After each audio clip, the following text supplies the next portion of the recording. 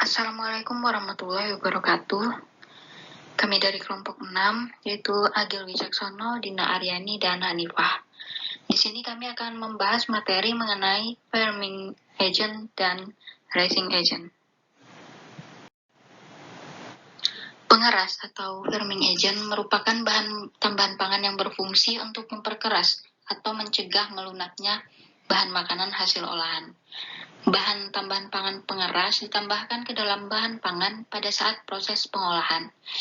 Dimaksudkan agar bahan pangan menjadi lebih keras atau mencegah terjadinya pelunakan pada bahan pangan tersebut. Komposisi dan sifat kimia. Firming agent dapat bereaksi dengan komponen lain seperti protein, karbohidrat, lemak, vitamin, dan mineral dalam makanan, sehingga mempengaruhi sifat fisik maupun kimianya. Nah, sifat fisik ini terdiri dari kelarutan, titik leleh, bentuk kristal, dan lain-lain. Untuk sifat kimianya terdiri dari sifat reduksi dan oksidasi. Firming agent yaitu ion kalsium 2+ dan aluminium 3+ akan berkaitan dengan gugus OH dan metoksi pada pektin dan senyawa karbohidrat membentuk struktur yang kokoh. Aplikasi firming agen pada produk pangan. Garam kalsium yang sering digunakan sebagai bahan tambahan pangan pengeras antara lain kalsium klorida, kalsium sitrat, kalsium laktat, dan kalsium monofosfat dengan konsentrasi Ca-nya sebesar 0,1 sampai 0,25%. Misalnya seperti Al3+ dalam bentuk NaAl2, L2H2O, KAL2, Al23, L8H2O biasanya digunakan pada pembuatan pickle mentimun dengan melarutkan garam tersebut dalam larutan garam sebagai fermentasi. Sedangkan buah-buahan seperti irisan apel dan lainnya, serta sayur-sayuran seperti tomat, kentang, paprika, wortel, dan lain sebagainya ditegarkan dengan penambahan satu atau lebih jenis garam kalsium sebelum pengalengan atau pembekuan. Beberapa jenis firming agen. 1. Kalsium glukonat. Disebut pula asam diglukonat. Rumusnya C12H22CaO14. Bentuk kristal, tidak berbau, tidak berasa, tidak larut dalam pelarut organik. Digunakan untuk mengeraskan buah-buahan dan sayuran dalam kaleng. Contoh tomat kalengan. 2. Kalsium karbonat atau CaCO3.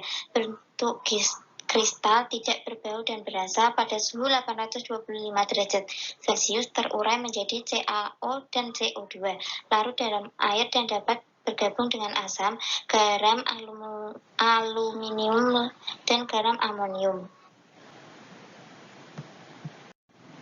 3. Kalsium klorida atau CaCl2 dapat membentuk mono, di, tetra, dan heksahidrat, bentuk granul dan sangat higroskopis, sangat mudah larut dalam air dan alkohol. Garam kalsium lainnya seperti kalsium laktat, sitrat, sulfat, dan fosfat. 4. Aluminium amonium sulfat atau AlNH4SO42 bentuk serbuk putih, larut dalam udara dan tidak larut dalam alkohol. Garam aluminium lainnya seperti kalium aluminium sulfat, KAlSO42, aluminium natrium sulfat, dan aluminium sulfat anhidrat. Dampak dari firming agen yang pertama menimbulkan gangguan pada sistem pencernaan yang dapat disebabkan oleh senyawa kalsium glukonat dalam bentuk tambahan pangan pengeras. 2. Gangguan fungsi hati yang disebabkan oleh senyawa aluminium sulfat dalam bahan tambahan pangan pengeras. 3. Mengganggu perkembangan enzim-enzim pada balita dan bayi yang disebabkan oleh kalsium laktat.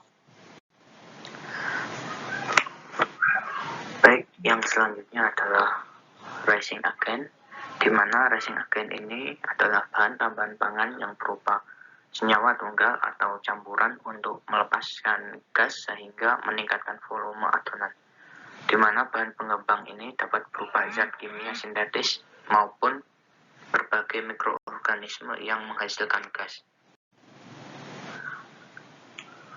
Adapun jenis-jenis pengembang yaitu terbagi menjadi dua, yaitu biologi dan kimia, di mana pengembang biologi terdiri dari dua, yaitu Saccharomyces privacae dan Clostridium formiges. Lalu untuk kimia terbagi menjadi beberapa, yaitu yang pertama natrium hidrogen karbonat, kalium hidrogen karbonat, aluminium karbonat, aluminium hidrogen karbonat, natrium aluminium fosfat, dan yang terakhir adalah gluconodelta lacton. Berikut adalah cara kerja dari rising agent, di mana rising agent ini bekerja dengan melepaskan gas karbon dioksida ke dalam adonan melalui sebuah reaksi asam dan basa, menyebabkan gelembung-gelembung di dalam adonan yang masih basah atau gelembung-gelembung gas tersebut dilepas dalam adonan yang masih basah. Dan ketika dipanaskan, adonan ini akan memuai. Lalu ketika adonan matang, gelembung-gelembung itu terperangkap sehingga menyebabkan kue menjadi naik dan ringan. Baik, sekian presentasi dari kelompok kami. Wassalamualaikum warahmatullahi wabarakatuh.